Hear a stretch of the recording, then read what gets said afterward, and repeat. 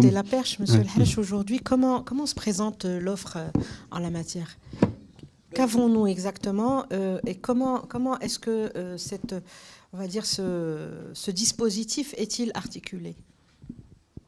Alors, on va répondre directement à la question d'aujourd'hui. Quelle solution de financement pour les PME marocaines? Il y en a en matière de financement de tout ce qui est green d'une manière générale. Nous avons un produit de financement, de cofinancement avec les banques.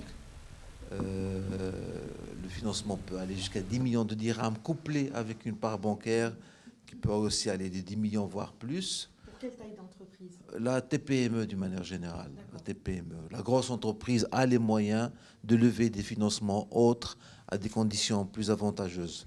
Notre raison d'être, nous en tant que Thermilcom, c'est d'aller adresser des failles de marché là où l'accès est difficile au financement.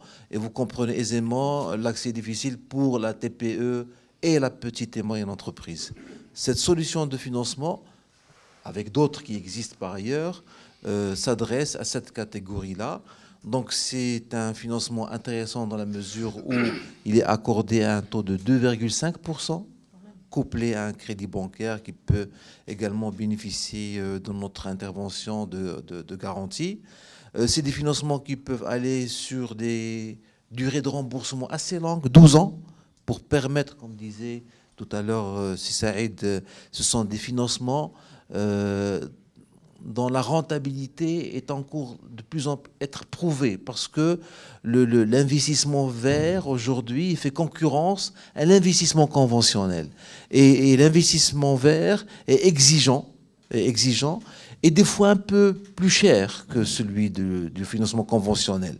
Mais nous avons, j'ouvre une parenthèse, nos amis ont très bien planté le décor sur le contexte, l'évolution, mais il y a une contrainte qui s'impose à nous tous, c'est une contrainte d'ordre réglementaire des pays donneurs d'ordre dans nos PME.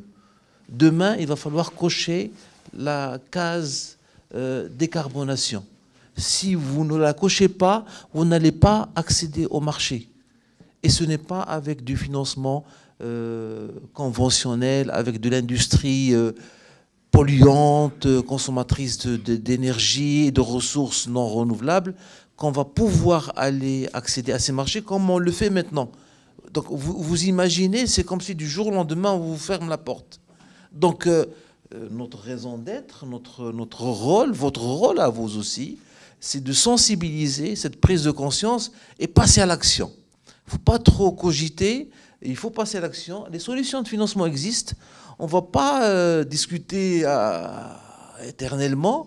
Allez voir votre banquier, venez nous voir. Il y a des subventions, il y a des financements intéressants. Il y a même des services qui permettront à la TPE, à la PME, de faire des évaluations. Parce que investir dans le green, c'est un investissement quand même qui doit être assez réfléchi par des hommes et des femmes de l'art. Quelle technologie choisir, quel secteur, comme on a dit encore, chaque secteur a ses spécificités, quelle solution, comment dimensionner l'investissement. Et ça, un chef d'entreprise tout seul ne pourra pas pouvoir répondre à l'ensemble des questions, d'où la nécessité de se faire accompagner par des acteurs qui existent, Cluster Solaire, la MEI et d'autres intervenants, qui permettront d'apporter ce conseil. Parce que le financement, d'une manière générale, c'est la dernière étape. Une fois qu'on a pris conscience, qu'on a évalué, qu'on a identifié la technologie, qu'on a identifié le fournisseur de matériel, le potentiel aussi de rentabilité de marché. Oui, ça va de soi. Si on intervient avec un taux de 2,5, parce que nous sommes conscients qu'il faut permettre à la PME de rentabiliser son coût, et en réduisant le coût de financement, on contribue également à réduire le coût de revient du produit qu'on va offrir à la clientèle. Je terminerai avec, juste pour vous dire que le green, le spectre dans lequel on intervient, c'est très très large. Ça va de la production d'énergie renouvelable à l'efficacité énergétique, à la valorisation des déchets, à la production d'équipements qui peuvent produire des articles propres, des services propres. Et dans ces programmes d'investissement, On peut également trouver achat de biens matériels ou immatériels. On peut acheter un brevet qui permettrait aussi de faire des économies et moins de réduction de carbone.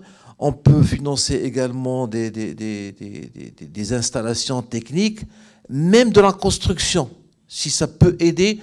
Bon, on la limite parce que la construction, ce n'est pas en raison d'être d'un projet renouvelable, mais pour vous dire, un spectre assez large. Et ce n'est pas le premier. Aujourd'hui, c'est un produit qui existe, mais la prise de conscience a été bien. En 2003 déjà, on avait un produit, je ne sais pas si nos amis se rappellent, du FODEP, qui a permis à des entreprises déjà de prendre conscience et qui avait très bien réussi parce que il y avait la première ligne qui était consommée, la deuxième. Rendons hommage à nos amis allemands qui nous ont accompagnés dans cette opération-là, KfW, et qui nous ont permis aujourd'hui d'être à un niveau, en toute modestie, un peu bien avancé par rapport à d'autres pays. Mais le chemin reste encore lent à faire. Il va falloir, et on passe à l'action.